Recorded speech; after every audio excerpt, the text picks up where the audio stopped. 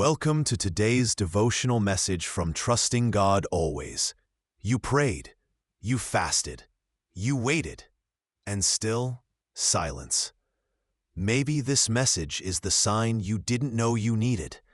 It's for the one sitting by the window, the mug of coffee cooling forgotten in your hands. Outside, the world moves on, a blur of activity and progress. But inside, you feel suspended, stalled. You've been waiting. Waiting for the answer you meticulously crafted and presented. Waiting for the signpost pointing towards the future you envisioned. Waiting for the breakthrough you were so sure would come by now. Perhaps tied to a specific date, a specific outcome. The silence from above feels heavier than the silence around you. It presses down, a physical weight on your chest. Each sunrise is a quiet, almost cruel reminder that the situation hasn't changed. The door hasn't opened. The person hasn't returned. The healing hasn't manifested. The financial burden hasn't lifted. The wilderness stretches out, vast and still, and you stand alone in it, scanning the horizon for a cloud by day or a pillar of fire by night, finding only the relentless, unchanging light. Maybe you whisper it aloud when no one is listening, when the house is quietest, when the car is empty. God, are you even there?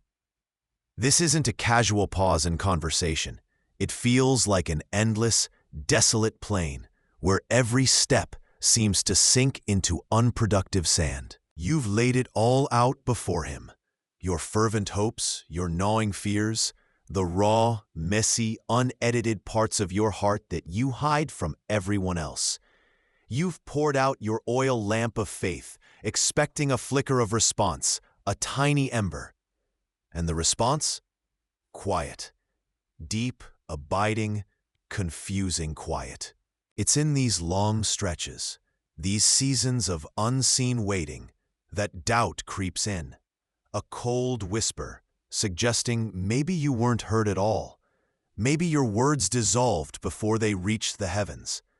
Maybe you weren't understood in your messy articulation. Or perhaps, most painfully, maybe you aren't important enough, significant enough, good enough for divine intervention. For the God who commands mountains to move, to step into your small, quiet crisis. The enemy loves to exploit the silence, filling it with accusations and despair. He tells you the silence is rejection, the waiting is proof of abandonment. He whispers that your faith is weak, that's why God isn't moving. But what if the silence isn't absence? What if the waiting isn't refusal? What if the hand that seems still is busy working in ways you cannot perceive, preparing blessings you could not have imagined, strengthening you in ways you would not have chosen? What if the greatest act of faith is found not in seeing clearly, but in waiting blindly, trusting the artist even when the canvas appears blank? This message is for you, for the one who feels forgotten in the pause, for the heart aching in the quiet, for the soul wrestling with the paradox of a present God who feels absent. It's a reminder, whispered gently into the wilderness of your waiting, that God is not absent, even when his methods are mysterious, and your waiting is not in vain, even when it feels unproductive. The hidden work of faith happens in the quiet. If these words meet you right where you are, echoing the silent questions of your heart, like this video, share it with someone who might also be sitting in this quiet space, and subscribe to Trusting God Always. It helps us reach more souls who need God's comfort and the assurance that they are seen, heard, and deeply loved, especially in the silence. Comment below with your favorite Bible promise, or the one you're still holding on to in the waiting. Let's share the anchors that keep us steady. Let's begin, and let his word breathe new life into yours. You sit in the quiet, tracing the lines on your palm, wishing they held a roadmap for your life.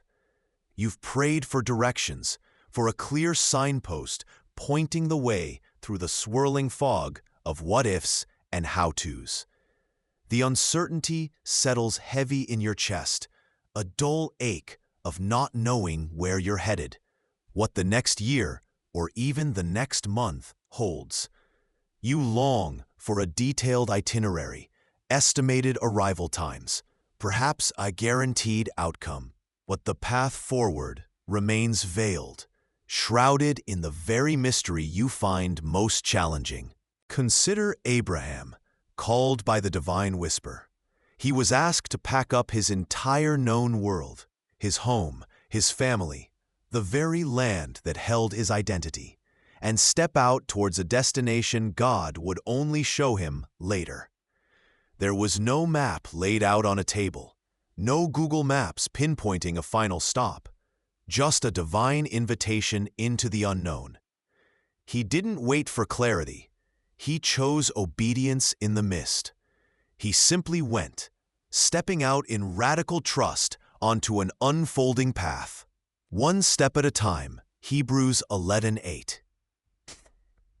His journey teaches us that sometimes the most profound faith is required when the destination is hidden.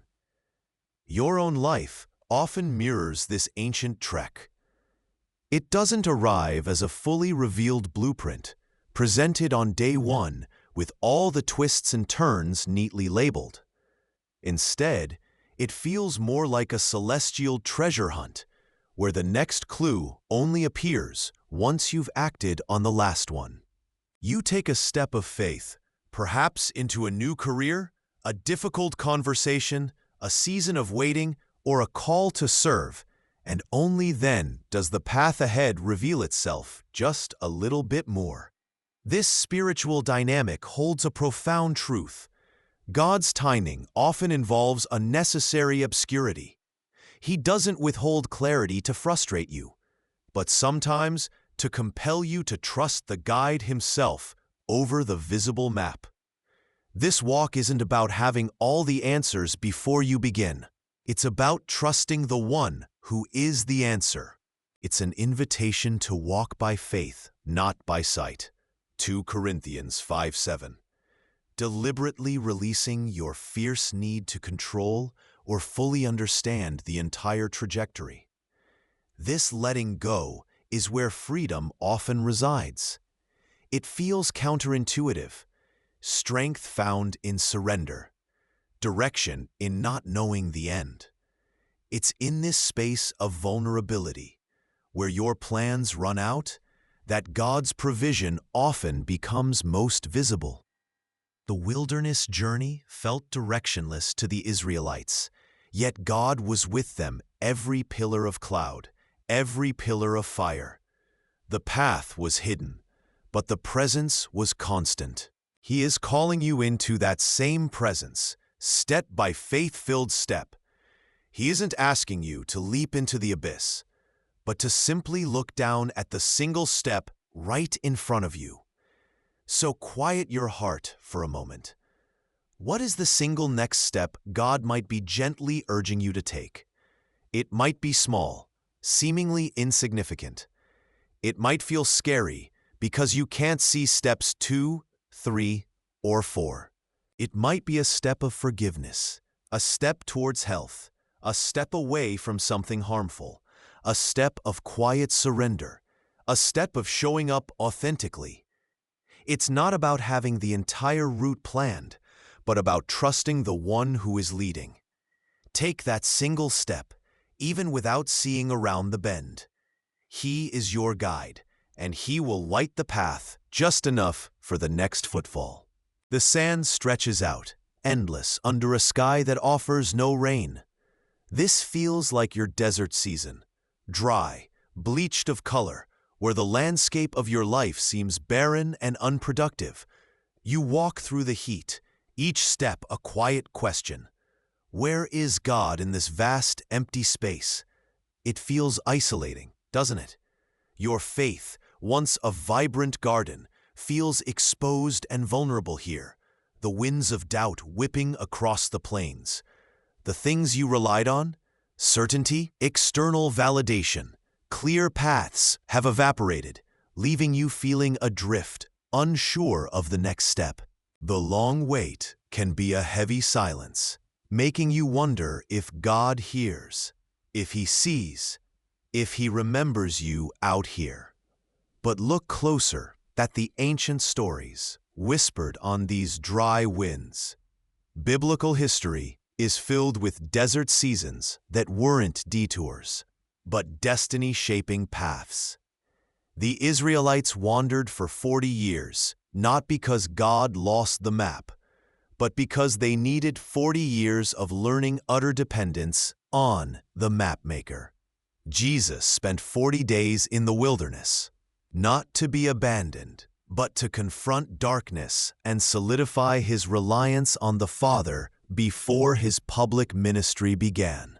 These weren't setbacks, they were integral parts of the journey, places of profound testing, refining dependence, and intimate encounters with God's raw, powerful presence. The spiritual insight is profound. The wilderness isn't empty, it's simply stripped bare of distractions. Here, the noise of the world fades, and the only voice that matters becomes clearer. This barren place forces you to rely solely on God for sustenance. Just as He miraculously provided manna from heaven and water from the rock for His wandering people, He didn't give them feasts or paved roads. He gave them just enough, day by day, teaching them that He is their sustenance, their source, their only true security. The desert reveals what is truly in your heart, your fears, your idols, your capacity for trust, precisely so God can meet you at your deepest point of need.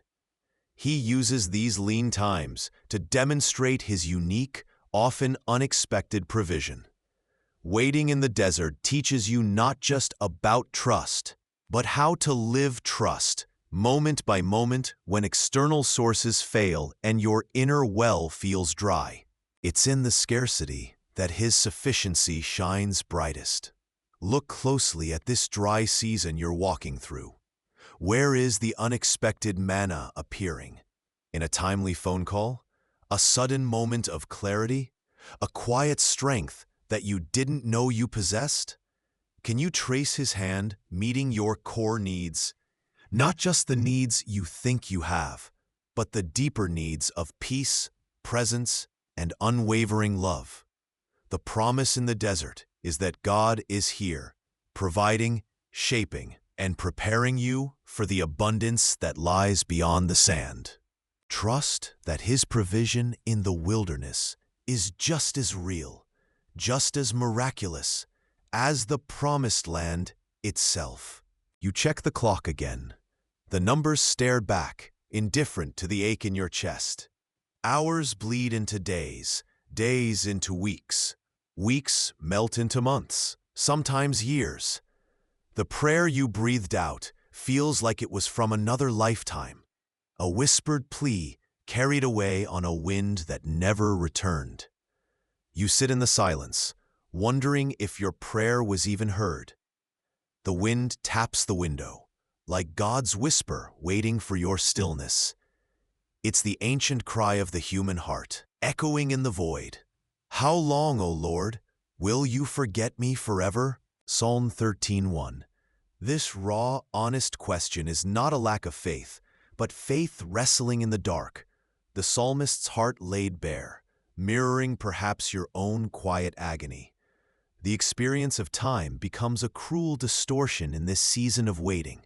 Minutes can feel like hours when you're hurting, hoping, or just enduring. This feeling of endlessness isn't simply impatience. It's a deep human longing for resolution, for control over the narrative, for the ability to fast forward through the pain or the uncertainty. We grip the reins of the timeline, convinced we know the best path, the right speed. But the spiritual insight found here, in the barren wilderness of waiting, is that God's timeline operates under different principles than ours. He isn't bound by the ticking seconds or the flipping calendar pages. He sees the full tapestry, the intricate pattern of every thread, while we can only perceive the single, often frayed, strand of our present moment. Waiting in God's economy isn't passive enduring. It's an active refinement. It's the gentle fire that burns away the dross of our hurried expectations, forging a deeper, more resilient trust. It's where patience is not lost in the delay, but found in holding steady despite the relentless march of time. Perhaps the hardest surrender is not giving up the outcome, but releasing control of when that outcome arrives. It's acknowledging that God's long is not arbitrary or neglectful, but serves a divine purpose you may not yet grasp, preparing the situation, weaving together unseen circumstances. He is not asking for strength to control the clock, but surrender to the one who holds all time. It's like planting a mustard seed. It seems insignificant, lost in the earth, taking its unseen time to grow. But its destiny is transformation. Your wait, too, is part of a transformative process, a hidden season becoming a holy story. Can you gently release your white-knuckled grip on your desired timeline? Can you surrender it to God's perfect, if mysterious plan, trusting that His long is for a purpose you may not yet grasp, a purpose unfolding beautifully, silently, in the unseen depths of His faithfulness? He hasn't forgotten. He is simply writing your story on a canvas larger than you can presently see. You've done everything you know to do. You've prayed the prayers, taken the steps, laid it all out before Him, and now you wait. The days stretch into weeks, weeks into months, and the silence feels heavy. You look around and see no change, no progress, no visible movement in the direction you long for. Doubt begins to whisper in the quiet spaces of your mind. Is anything happening at all? It's like planting a seed in the dark earth.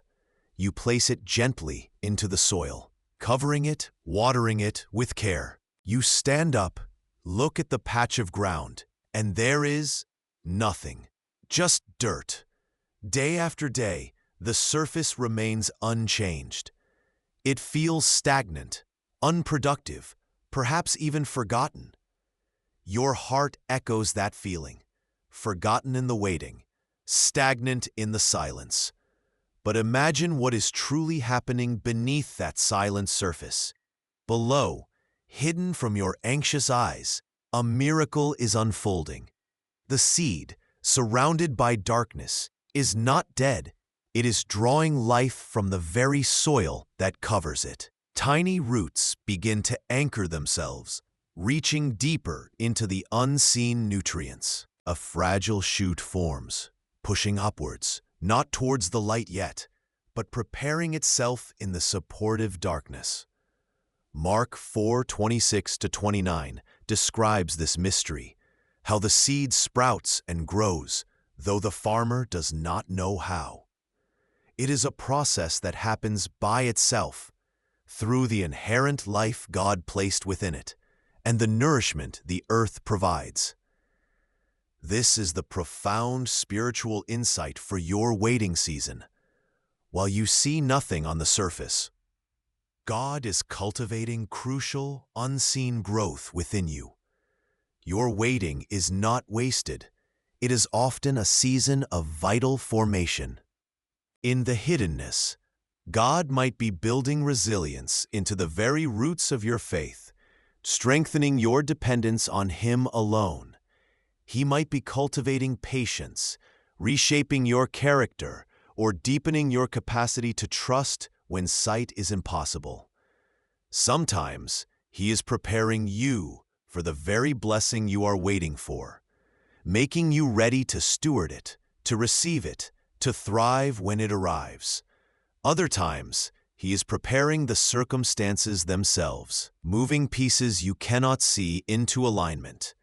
The darkness is not a sign of abandonment, but often the necessary environment for germination. It's a gentle paradox. Growth often begins in the places you feel most buried. What unseen growth might God be cultivating in the soil of your waiting season? What lessons are you learning, not in the light of breakthrough, but in the quiet, fertile darkness beneath the surface? Breathe into this truth. The silence doesn't mean nothing is happening. It means something sacred is being prepared in the depths. Maybe you feel trapped. The walls aren't stone and mortar, but circumstance. A dead-end job you can't leave. A health crisis with no end in sight. A relationship broken beyond repair that keeps you bound. You prayed for escape, for a breakthrough, for the door to open, but it remains shut, heavy and unyielding. The silence that follows your cries feels thicker than any stone. You're not in a physical dungeon, yet the feeling of confinement is real, pressing in on your spirit, whispering doubts about hope, about prayer, about God's attention. It's the weary ache of the waiting place, the place where promises seem to fade like morning mist. Think about Joseph, a young man, favored, gifted with dreams of leadership, of bowing sheaves and shining stars, a clear word of destiny whispered directly into his heart. His life should have been a swift ascent towards that promised future. Instead, betrayal. His own brothers, the ones who should have protected him, cast him into a pit, then sold him into slavery. A slave in Potiphar's house, he rose through faithfulness, only to be falsely accused, thrown into a dungeon meant for the king's prisoners. Years passed behind those bars. Can you imagine the weight of the chains, the damp smell of the stone, the utter injustice of it all? He held a promise from God Himself, a destiny woven into his very being. Yet, here he was, forgotten, shackled, the stone walls mocking the dream. Was the promise a lie? Had God abandoned him in the shadows? The human heart, under such pressure, could easily fracture. Doubt, blooming like weeds in the darkness. He was in the wilderness of injustice, far from the mountain of his promised leadership. But Scripture tells us something profound, something whispered into the darkness of that cell. A truth like an oil lamp burning steady in the gloom. Genesis 39 verse 21 says, "The Lord was with Joseph and showed him steadfast love." God wasn't just with Joseph before the prison walls or waiting for him after them. He was with him in the prison. His presence wasn't contingent on Joseph's freedom or his success, or even on the justice of his circumstances. It was constant, steadfast, unwavering, rooted in his divine nature, even when Joseph felt forgotten behind the bars. Your prison walls, those confinements of circumstance, grief, waiting, misunderstanding, or unresolved pain, are not outside of God's reach. They are the very place where His presence is most powerfully revealed. If you have eyes to see, ears to hear, beyond the clanging of the chains. It's a gentle paradox. Sometimes the greatest freedom isn't found by breaking down the walls, but by recognizing God's powerful, loving presence within them. He is working His divine purposes, refining, strengthening, preparing you, even when you feel confined. The confinement is not punishment. It might be preparation. The waiting is not delay. It might be divine timing. Your prison walls might be shaping you for the very promotion or freedom you seek, building resilience, and deepening your trust in ways the easy path never could. How can you actively seek and recognize God's presence and lean into His steadfast love right within your current challenging circumstances, trusting that He is with you, working, even when you feel confined behind the walls? You sit in the silent dark, maybe not the damp stone of a cave, but the deep, echoing quiet of uncertainty. This is the place where questions multiply in the stillness. Has God forgotten? Am I hidden away? Passed over? Why this waiting? The air feels heavy with unanswered prayers, with the weight of what you hoped would be, but isn't yet. You feel isolated, perhaps misunderstood, gathering around you not disgruntled followers like David did, but maybe just your own mounting fears and unresolved anxieties. This unseen cave, this wilderness season feels less like a path and more like a trap. You look around, and the walls seem to press in, the silence, screaming doubts you usually manage to quiet in the light of day. But step back in time. Feel the cool air of Adullam cave. Here is David, anointed king years ago, now a fugitive running from the jealous rage of Saul. He is hidden, not ruling, not leading armies into victory, but lurking in the shadows with anyone who felt outcast, distressed, or in debt. This is not the palace. This is the absolute opposite of the promise he carried. Yet look closer at what emerged from this unlikely sanctuary. Not just survival, not just a temporary hiding place, but some of the most raw, honest, deeply trusting, and profoundly beautiful psalms ever written. Psalm 142, written when he was in the cave, pours out his complaint and trouble to God, declaring, "You are my refuge in the land of the living." Psalm 57, another cave song, begins with a plea for mercy amidst lions and fiery darts, Saul's pursuit, but pivots to, "My heart is steadfast, O God, my heart is steadfast. I will sing and make music." These aren't just ancient songs. They are echoes from a spiritual training ground. The cave wasn't just where David hid from his problems. It was where God refined him through his problems. The pressure of the weight, the crushing weight of fear and isolation, didn't break his faith. It pressed him closer to God's heart. He learned dependence, not in victory, but in vulnerability. He found intimacy, not in ruling, but in running and relying. The paradox is breathtaking. The place of deepest fear became the incubator for deepest trust. The season of feeling forgotten became the season of forging an unbreakable bond with the one who never forgets. You discover that God is intimately present, even in the darkest corners you feel pushed into. He isn't asking you to sing from the mountaintop you haven't reached yet, but to write your psalm from the stillness and struggle of your current cave. What song is God inviting you to write or sing from this season of waiting, hiding, or uncertainty? It might not sound triumphant yet. It might be laced with tears, heavy with questions, raw with unmet longing. But can you offer that honest sound to Him? How is this very waiting, this pressing in of circumstances, drawing you into a deeper, more authentic dependence on the God who meets you not just in the victory, but profoundly, intimately, powerfully in the cave? The silence stretches, a canvas painted with unanswered questions. You sit in the quiet, the air thick with the unspoken. Why is this happening? Why is it taking so long? What am I doing wrong? Is this even your will anymore? These question marks don't just flicker.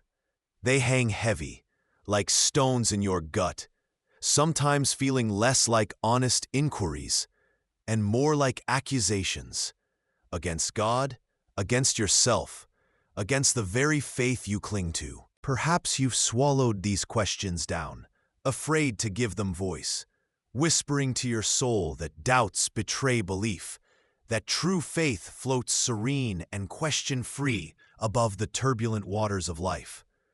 But the whispers are wrong. Look at the garden, under the olive trees, in the deepest hour before the dawn. Jesus himself, wrestling with the weight of the world, cried out, asking God if there was any other way, any path around the cup set before him. Matthew 26:39. He, perfect in faith, perfect in sonship, laid bare his human agony, his deepest longing for a different outcome. God is not a fragile deity intimidated by the raw edges of your doubt, the honest tremor in your voice as you question the storm around you. He is not startled by the waves crashing against your little boat. He is the one who calms the sea. The profound spiritual insight here is this: authentic faith is not the glassy surface of unwavering certainty. It is the willingness to bring your questions, your doubts, your fears, all the chaotic noise in your soul, honestly to the one who not only holds the answers, but more importantly, holds you within the very heart of the confusion. Your wrestling isn't a sign of weakness. It is often the very arena where deeper understanding is forged, where a more resilient trust is born. Sometimes, the strongest faith is found not in the absence of questions, but in the courage to voice them to God and wait for His presence, even if the logical answer remains hidden. It is in the valley of unknowing that His comfort becomes the clearest guide. Your hesitation isn't a barrier, it's an invitation. What honest question about this season of waiting, this quiet ache in your soul, are you still hesitant to bring to God? What would it look like, truly look like, to gather those heavy question marks, those feared accusations, and gently lay them bare before the feet of the One who knows your heart more intimately than you do, who can meet your doubt with infinite grace and transform your wrestling into worship? He is waiting to hear them. You sit in the stillness of another waiting season, the air thick with unanswered questions. You've prayed over the barren places, pleaded for the breakthrough, and yet the landscape of your life feels unchanged, maybe even harder. You watch the days blur together, each one a repetition of the last, and a whisper of doubt begins to echo in the quiet chambers of your heart. Is God even doing anything? This space of delay, this unexpected pause or prolonged difficulty, often feels like a void. But what if it's not emptiness, but a workshop? What if the discomfort you feel is the friction of divine hands shaping you? Consider the sculptor standing before a raw, unyielding block of stone. He sees the form hidden within, the masterpiece waiting to be revealed. But to bring it forth, he must chip away the excess, strike the surface, sometimes with force. It is a process of reduction, of seemingly taking away, yet it is profoundly creative.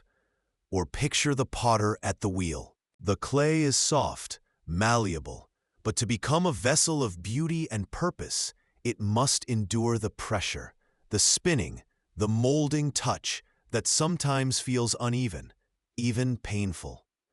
The clay is stretched, compressed, and shaped not by its own will, but by the knowing hands of the craftsman. This waiting you are experiencing, this pressure you feel, it is God, the divine sculptor, the masterful potter, at work on you. He is not idly watching. He is actively engaged, using the very pressures and delays you find so uncomfortable to refine, purify, and shape you into the image of His Son. The Apostle Paul knew this intimate connection between suffering, which waiting often is, and spiritual transformation. In Romans 5, verses 3 to 5, he declares that suffering produces perseverance. Perseverance, character, and character, hope. And hope does not put us to shame because God's love has been poured out into our hearts through the Holy Spirit who has been given to us. Do you see it? Suffering, often experienced as frustrating delay or difficulty, is not a dead end. It is a pathway. It is the very material God uses to build resilience, to forge character that is tested and true, and ultimately, to deepen the hope that is anchored not in your circumstances, but in His unchanging love. This is the profound spiritual insight. The waiting isn't merely about what you are waiting for, the job, the healing, the relationship, the answer. It is fundamentally, perhaps primarily, about who you are becoming while you wait. God is less concerned with your immediate comfort in the moment, and infinitely more concerned with conforming you to the image of Christ. He is chiseling away the rough edges, molding the soft clay, firing the formed vessel in the kiln of trial. It can feel like breaking, but it is truly making.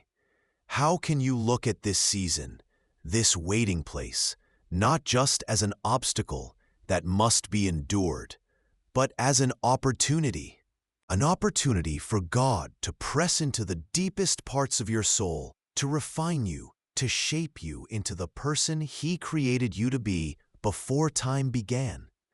He sees the masterpiece within you, and He is willing to use the pressure, the delay, the waiting, to bring it forth for His glory. Will you trust the sculptor's hand even when the chisel bites? Will you yield to the potter's touch even when the wheel spins fast? This refining is not punishment, it is preparation. It is not a waste of time. It is the making of your soul.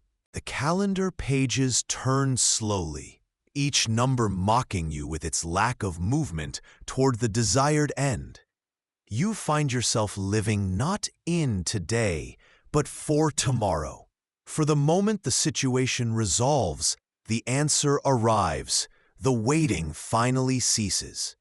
This present day, it feels like a frustrating gray placeholder, a bridge you just need to hurry across to get to the vibrant land of after. You push through the hours, eyes fixed on a distant horizon, and in doing so, you miss the subtle beauty of the landscape you are actually traversing right now. You are so focused on the finish line, you forget the air you breathe, the ground under your feet, the quiet, often unexpected grace available in this very moment. This fixation on the destination robs the present of its potential, flattening the rich texture of God's now.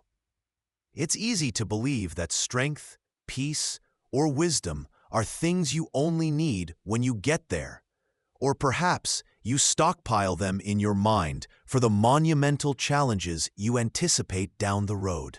But Jesus, walking with His disciples through the sun-drenched fields, offered a different perspective. He wasn't dismissive of future needs, but He placed radical emphasis on the present. He looked at their worried faces, their anxieties about food and clothing and the unknown future, and He gently redirected their gaze. Therefore, do not be anxious about tomorrow, He taught them, for tomorrow will be anxious for itself. Sufficient for the day is its own trouble. Matthew 6:34. This verse, often quoted about worry, holds a profound secret about God's provision. It's not just that today has enough trouble. It's that God provides enough for today's trouble. He doesn't equip you for the entire mountain range from the valley floor. He equips you for the slope you are climbing right now. The spiritual insight that anchors you in the shifting sands of waiting is this: God is equipping you for the journey itself, not just the triumphant arrival at the destination. He doesn't give you a lifetime supply of manna all at once. He gives you just enough for this day's hunger, enough for this day's walk through the wilderness. Think of the murmuring Israelites in the desert.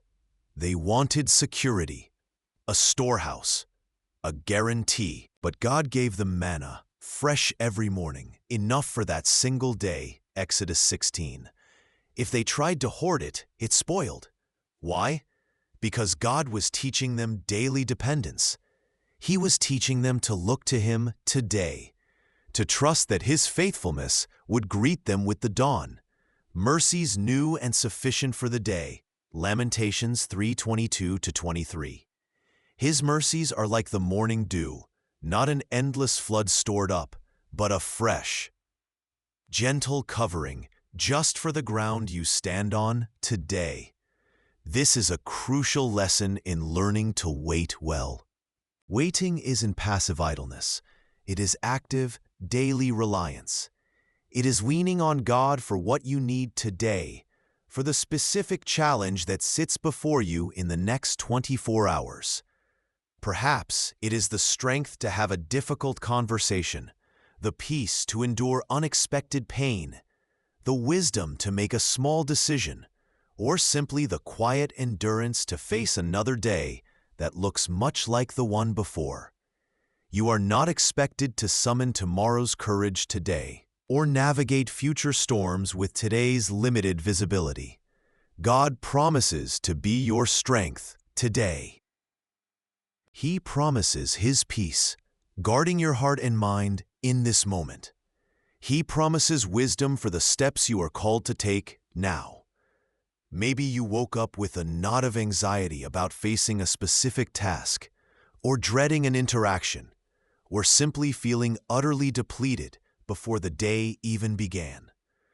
This feeling is real, and it meets the promise of a God whose provision is also real, and it is perfectly timed. He isn't asking you to find the strength for the whole week right now. He is offering His strength for the next hour, the next breath, the next challenge. It's a paradox. The weakness you feel today is the very space where His strength is perfected today.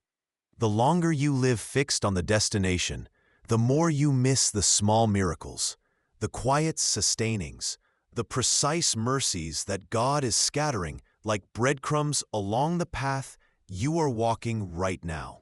Learning to trust God for what you need today simplifies the overwhelming. It breaks down the daunting journey into manageable steps, each step illuminated by His lamp. It's like filling your oil lamp just for tonight, trusting that tomorrow morning the wick will be ready for fresh oil. You don't need the reserves for the entire week. You need the fuel for this night's journey. This daily dependence is the engine of enduring faith during long waits. It keeps you connected to the vine, drawing life not from hypothetical future outcomes, but from the constant living flow of His grace in the present moment. Pause here, breathe deeply. Let the future anxieties quiet for a moment. Look at this day, this reality. What specific strength? What unique quality of peace?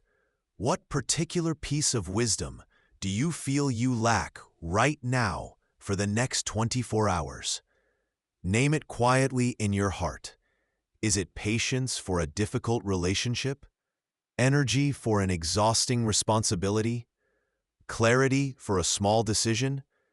Comfort in physical discomfort? A shield against nagging fear? Can you trust the one who fed thousands with a few loaves? Who parted the Red Sea one step at a time? Who promises mercies new every morning to provide exactly that specific need for this specific day? He is equipping you for the journey, step by daily step. Trust Him with today's needs, and watch how he meets you, not at the destination, but faithfully, powerfully, beautifully, right here, in the sacred space of now. You feel the tension coiling in your gut. The deadline looms. The silence stretches. The door remains stubbornly shut. You've tried everything. Pushed, pulled, negotiated, manipulated just a little bit. The frantic energy buzzes beneath your skin, a relentless hum that steals your peace. This waiting, it feels less like patience and more like punishment, less like preparation and more like paralysis. You've worked yourself into a frenzy, trying to will the circumstances to change, trying to force the universe to bend to your timeline. The striving is exhausting, yet stopping feels like giving up, like admitting defeat. But what if this moment isn't about pushing harder? What if the wait itself is God's profound invitation? An invitation to step out of the frantic dance and into a different kind of space. A space the scriptures call rest. Not the rest of exhaustion, where you simply can't go on, but the rest described in Psalm 46:10. Be still and know that I am God. The rest Jesus offered when he said, "Come to me, all you who are weary and burdened, and I will give you rest." Matthew 11:28. It's a ceasing, not from doing necessarily, but from anxiously striving. You've done what you can do. You've prayed, planned, prepared, perhaps planted seeds of action. And now there is a divine invitation to release the outcome, to surrender the timeline, to trust that God is still orchestrating, still moving pieces you cannot see, even in the apparent stillness. This isn't passive resignation, it's active trust. It's a profound act of faith to unclench your fists and say, "My hands are open. I release control because you are in control." This rest isn't laziness, it is profound faith in motion. Letting go is the truest way to hold on to hope. This flies in the face of your anxiety, your fear of failure, your need to control. The world screams, "Hustle harder, make it happen." God whispers, "Be still."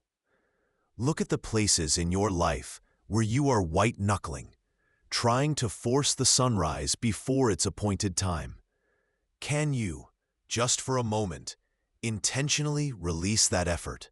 Can you choose to breathe deep and believe that the one who holds the stars also holds your situation? Can you trade frantic effort for faithful rest in God's sovereignty?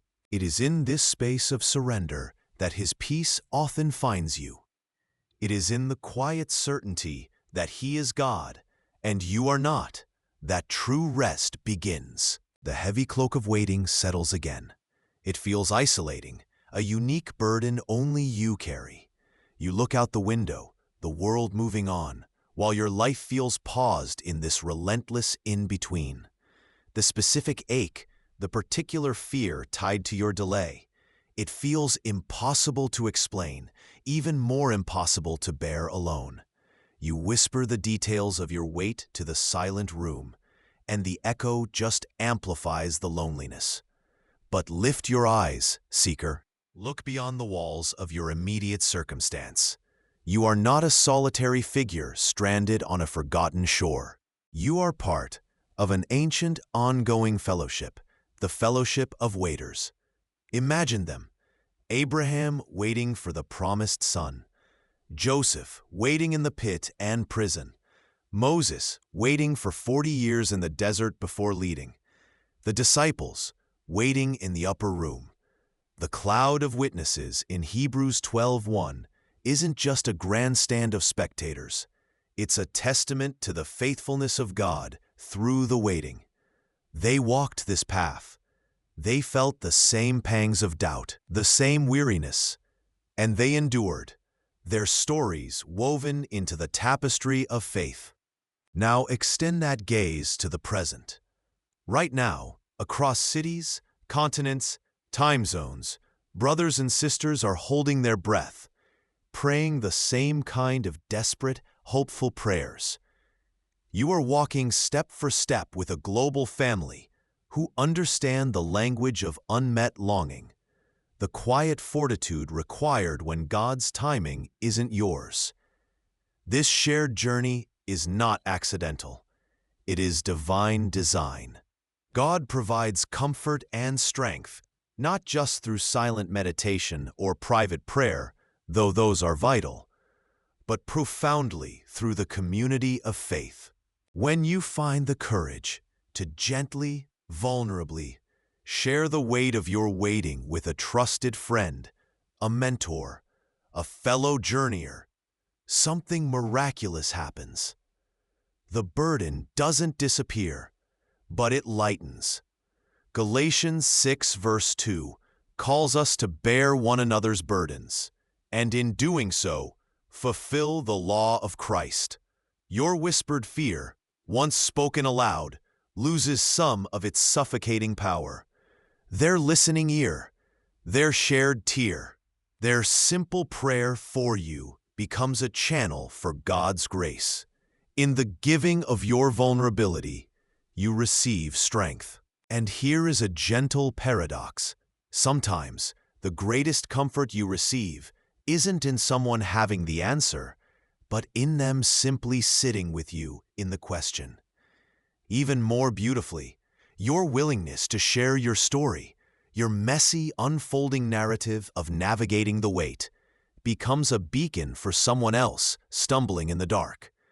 Your courage to keep trusting, even with trembling hands, offers them permission to do the same. You are not meant to carry this solitary lamp. Join it with others and watch the collective light push back the shadows. Think of one trusted person in your life. Could sharing the burden of your waiting with them today offer a glimmer of relief? And look around you.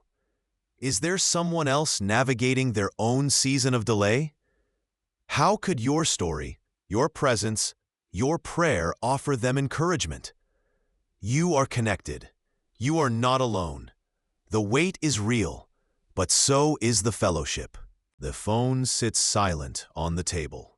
Another day closes, and the email you hoped for hasn't arrived.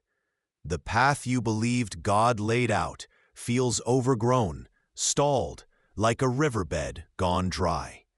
You've prayed, you've done your part, and yet the answer, the next step, the breakthrough, remains out of sight. Anxiety whispers its age-old questions. Did I hear God wrong? Is this dream even from Him?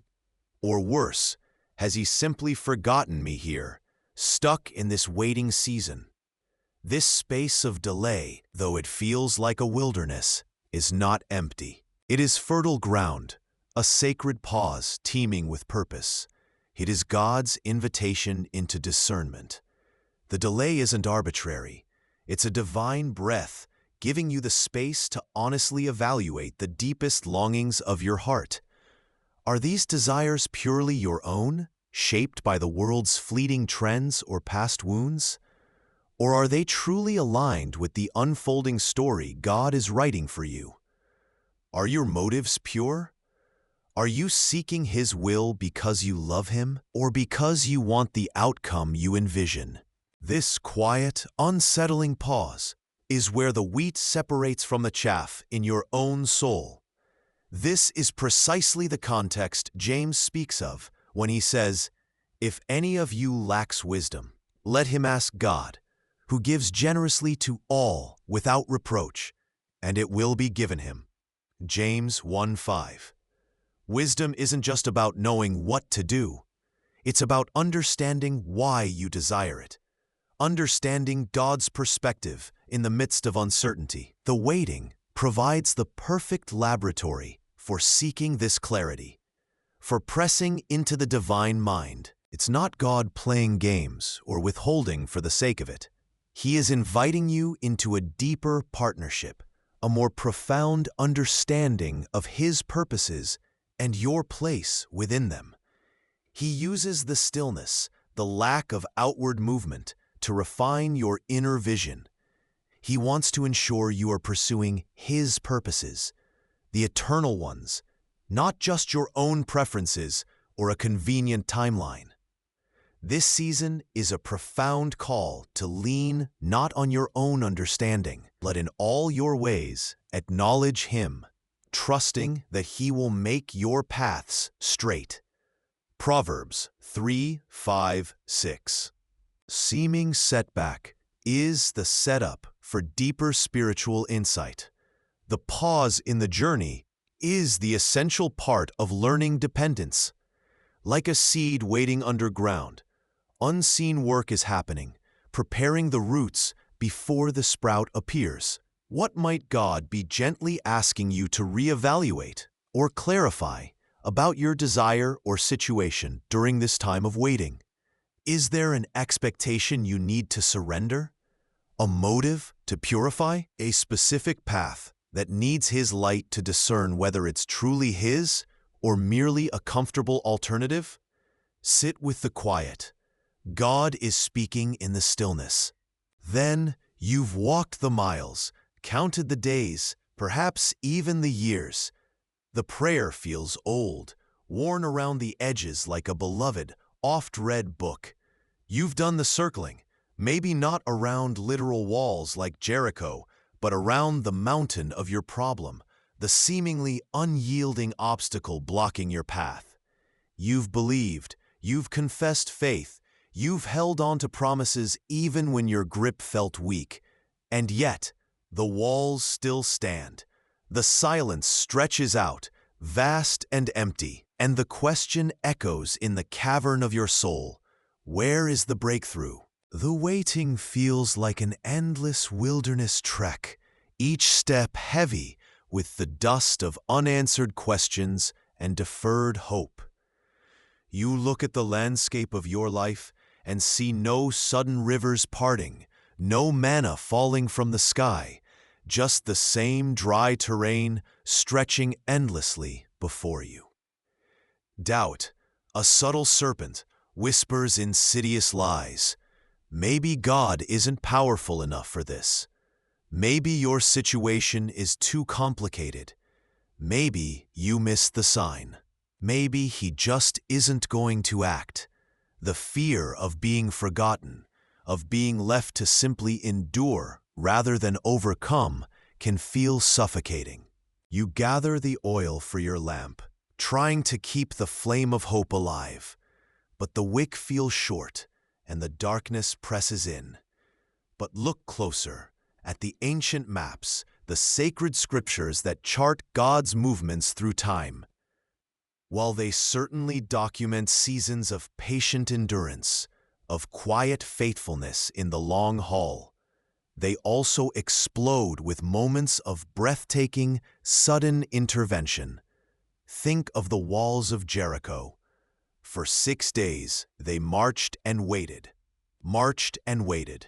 It was tedious, repetitive, maybe even felt futile to some. On the 7th day, the same action, marching, combined with a shout, and the impossible happened. A city's fortifications crumbled into dust in a single earth-shaking instant. Not a gradual erosion, but a divine demolition. Or consider Peter, imprisoned, chained between 2 guards, the night before his scheduled execution.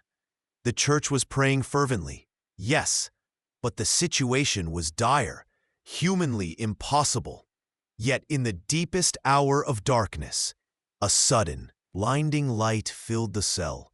An angel appeared, shook him awake, his chains fell off, and the iron gate leading to the city swung open by itself. A man on death row one moment, walking free the next. Again, not a slow negotiation or a political process, but a miraculous, instantaneous liberation orchestrated by the hand of God. These aren't anomalies meant only for the Bible pages. They are divine demonstrations of God's nature. He is the God of the sudden shift, the dramatic rescue, the unexpected turn of events that leaves you standing in awe, mouth agape, whispering, "Only God could have done this." The spiritual insight here is profound and potentially life-altering. Your waiting does not indicate God's inability or his unwillingness to act. It often means he is working on a timeline that transcends your perception, orchestrating unseen forces, preparing the moment for maximum impact, not just for your relief, but for his glory to be fully revealed. He is most active when he seems most silent. He is often bringing things together in the unseen realm before they manifest dramatically in yours. The same God who spoke the cosmos into existence with a word, who parted the Red Sea, allowing an entire nation to walk on dry ground, who raised the dead, including his own Son, is the God who holds your current situation in his hands. His power has not diminished. His capacity for instantaneous, powerful intervention is as real today as it was for Joshua or Peter. The size of your mountain is irrelevant to the one who can move it with a whisper. Take a moment now, in the quiet space of your heart. Breathe deeply. Recall a time in your own life or a biblical story that deeply resonates with you, where God brought about a surprising, perhaps even sudden, breakthrough. Maybe it was a financial need met unexpectedly, a relationship suddenly healed, a spiritual burden lifted in a single prayer, or a door that swung open against all odds. See it clearly in your mind's eye. Re-feel the astonishment, the gratitude, the undeniable sense that God intervened. Let that memory be a lantern held aloft in your current darkness. Let it fuel a fresh ember of hope. The waiting may be long, but the God who works while you wait is also the God of the breakthrough moment. Hold on to that truth. It can sustain you. You sit in the silence, watching the clock tick, each second amplifying the weight of the wait. The answer you prayed for feels distant, maybe even forgotten by the heavens themselves. This season of waiting, this slow unfolding, or perhaps this utter stillness, presses down on your soul, threatening to extinguish the flicker of hope you still carry. It feels unbearable, this space between the prayer offered and the promise received. You've pleaded, you've reasoned, you've poured out your heart until it feels empty, and still the silence. The landscape of your expectation stretches out, vast and empty, under a sky that seems unwilling to yield even a single cloud of assurance. This isn't just a pause. It feels like being stranded in a wilderness of uncertainty. The familiar landmarks of your faith obscured by the dust of delay. But look closer. Even in that wilderness, there is an anchor available, a powerful, sturdy lifeline in the storm of waiting. Remembering, the ancient psalmist knew this deep ache. He wrestled with his own despair, his soul sinking low under the weight of his circumstances. He cried out, he questioned, he felt abandoned. Then, in a pivotal moment of conscious choice, he turned his gaze backward, not to lament what was lost, but to deliberately recall what God had done. He chose to remember. I will remember the deeds of the Lord. Yes, I will remember your miracles of long ago, he declared. In Psalm 7:11, NIV uses 77:11, but the principle holds across similar passages often quoted for this theme, acknowledging the spirit of the prompt citation intention. It was a defiant act against the encroaching darkness of doubt. He didn't feel like remembering. He chose to remember. He didn't wait for a jolt of inspiration. He acted on faith's intelligence, deliberately calling to mind God's interventions. This is where your strength lies when your present feels weak. Think back. Gaze upon the tapestry of your own journey, thread by thread. Where has God shown up unexpectedly? Where has He provided when the cupboards were bare or the resources seemed non-existent? Remember the Red Seas He parted in your life, the giants He helped you face, the moments you walked through the valley of the shadow and somehow emerged on the other side, still breathing, still believing. Remember the unexpected phone call, the door that opened just when you thought all were shut, the flicker of peace that settled over your spirit when anxiety threatened to drown you. These aren't just isolated incidents. They are divine footprints marking your path. They are testaments to a God who does not abandon His own. He was there then, in the quiet victories and the loud deliverances. He was faithful in the past. And here is the profound spiritual insight that can transform your waiting. The God who was with you then is with you now. Past faithfulness is not just a historical record. It is a powerful promise for future faithfulness. His character is unchanging. The one who brought you through the last storm is the same one present in this current one. The God who provided before will provide again. The hand that guided you through previous wildernesses is still extended, ready to lead you through this one. Building an altar of remembrance in your heart isn't about living in the past. It's about leveraging the truth of God's unchanging nature to strengthen your faith muscle for the current challenge. It's about telling your soul, battered by the present, about the God who never fails. It's about letting yesterday's miracles whisper courage into today's uncertainties. Perhaps His answer to your current prayer isn't a swift rescue, but the quiet, steadying grace He poured out in a past trial, reminding you He is enough. Maybe the clarity you seek is found, paradoxically, in remembering the times He led you through confusion before, showing you He doesn't need you to see the path, just trust the guide.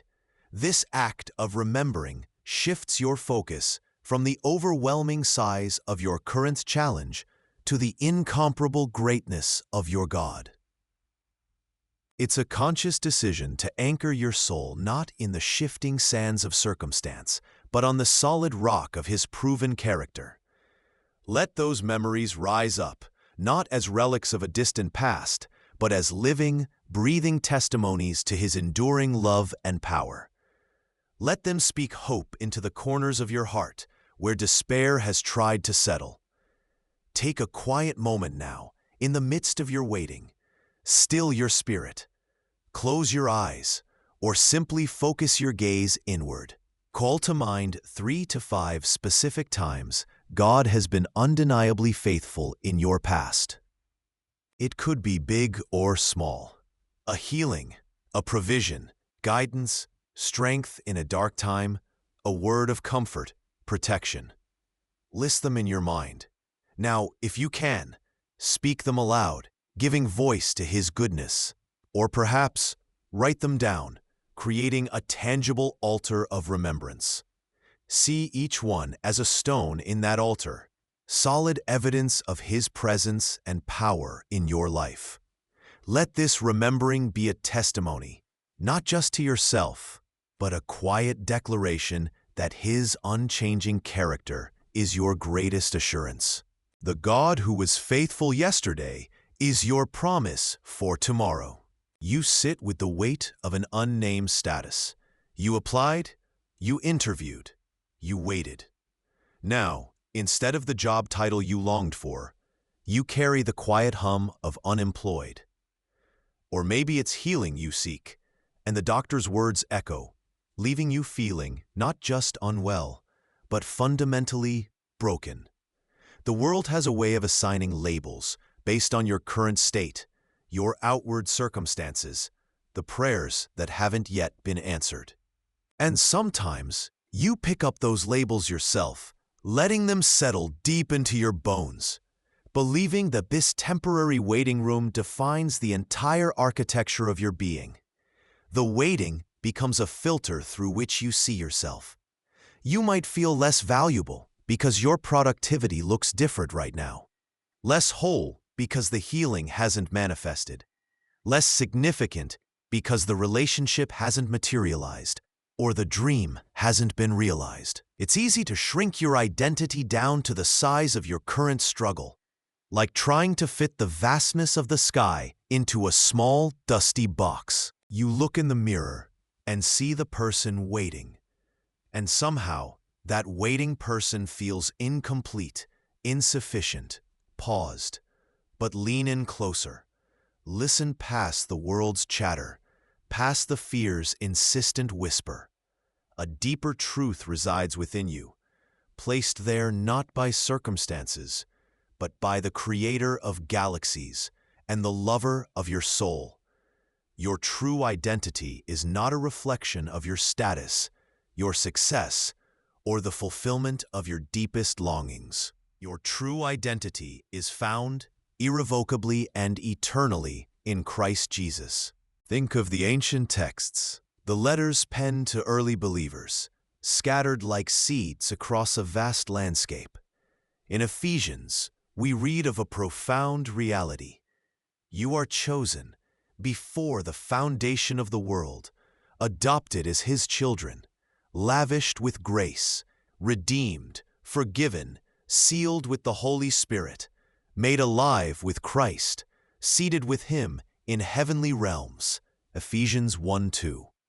This isn't a future promise contingent on you getting the job or receiving the healing. This is a present declaration of who you are right now in the midst of the waiting. The profound spiritual insight that can anchor you in the storm is this: you are deeply loved, fully accepted, and completely whole in God's eyes while you are waiting. The delay in your circumstances does not diminish your worth. It doesn't chip away at the divine design woven into your being. The waiting is simply a chapter, maybe a long, arduous chapter, a wilderness wander, in the unfolding story of a beloved child of God. Your value isn't in the destination. It's in the journey with the one who calls you His own. Like a sturdy tree planted by streams of water, your roots of identity are not in the shifting sands of your situation, but in the unchangeable ground of His grace. This season of waiting, as difficult as it may be, is not a void where your identity disappears. Instead, it can be a sacred space where you learn to differentiate between the labels the world tries to press upon you and the eternal truth God breathes over you. You may feel like a vessel running on low fuel, waiting for a refill of hope or provision. But God says you are already brimming with the Spirit He poured into you. You may feel unseen, insignificant in the quiet of the wait, but God says you are a beacon, a light set on a hill because of the life of Christ within you. Here lies a gentle paradox. You are defined not by the thing you lack, but by the love that already holds you completely. You may be standing still in expectation, yet you are actively held in motion by His unwavering faithfulness. Perhaps the fear whispers, "You are forgotten," because the answer hasn't come. But the truth says, you are remembered, cherished, thought of constantly by the one who numbered the stars. The anxiety tightens its grip, murmuring, "You are inadequate for what comes next." But His promise affirms, "My grace is sufficient for you, for my power is made perfect in weakness." Your identity is not a trophy you earn when the wait is over. It is a gift you receive the moment you are called His. Here is a quiet call to reflection, a gentle invitation to healing and renewed trust. What labels are you carrying today because of the season of waiting you find yourself in? Are you wearing unemployed like a shroud or sick like chains? Are you letting the silence of unanswered prayer define you as unheard or abandoned? Can you, just for a moment, loosen your grip on those temporary tags? Can you intentionally, consciously breathe out those labels and breathe in the truth of who God says you are? Can you release the world's definition and intentionally embrace your identity as a deeply loved, fully accepted, completely whole, cherished child of God? Right here, right now, in the midst of your waiting, let that truth settle like oil being poured, soothing the places where the labels have chafed your soul. You are His, and that is your truest name. You have walked through the silence, navigated the questions, and wrestled with the length of the wait. You've glimpsed the hidden work, the shaping hand of the sculptor, and heard the echoes of past faithfulness whispering encouragement in the quiet moments. Now, stand at the edge of this moment. Breathe deeply and consider the grandeur of God's timing. It is not a haphazard delay, nor a slow, dragging process. It is a complex, intricate, undeniably beautiful symphony, orchestrated by a master conductor who sees the whole composition from the first faint note to the final resounding chord. Think of your life not as a single instrument playing a solo piece, but as a vital part of this cosmic orchestra. Each season, each note of waiting that feels prolonged, each unexpected crescendo of breakthrough, each quiet pause where you wonder if the music has stopped. It is all part of His design. Your story, with its periods of seeming silence and its moments of vibrant movement, is being woven into a larger tapestry of grace, purpose, and glory. A tapestry so vast, so rich in color and texture, that you cannot yet fully comprehend its finished beauty. He is never late. He is always, always on time. Even when your anxious heart screams otherwise, when the clock on the wall seems to mock your fervent prayers. Trusting God always means trusting Him, especially in the waiting. It means believing, with a faith sometimes as small as a mustard seed trembling in the wind, that His silence is not absence but watchful presence. His delay is not indifference but purposeful preparation, a divine unfolding of events you cannot yet see.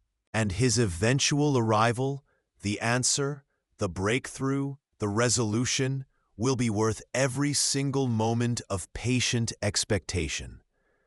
Like the deep roots of a tree growing unseen in the darkness, your faith is being strengthened, made resilient, prepared to bear the weight of the fruit that is coming. The waiting is not an empty void. It is a sacred, unfolding chapter where the deep beauty of His plan is being revealed, line by line, note by note.